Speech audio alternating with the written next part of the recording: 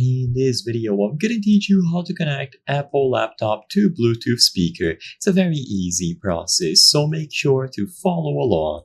If you have a MacBook or any other laptop, even besides laptops from Apple, you can easily connect it to a Bluetooth speaker.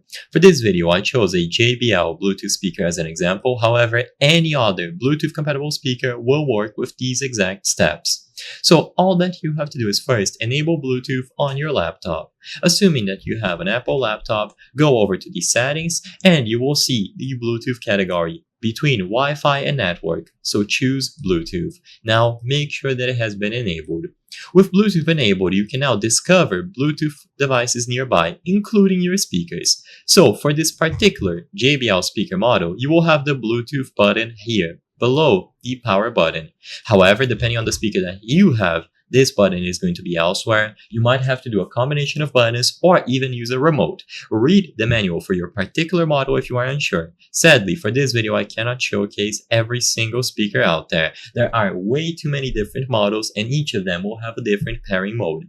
But for this particular one and most other common types, you will press the Bluetooth button which will enable pairing mode.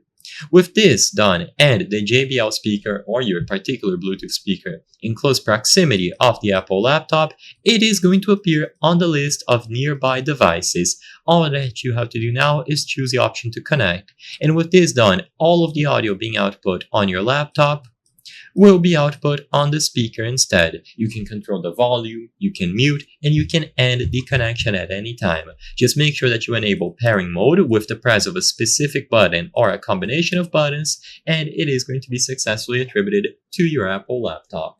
I hope I was able to help you on how to connect Apple laptop to Bluetooth speaker. If this video helped you, please be sure to leave a like and subscribe for more very easy tips. Thank you for watching.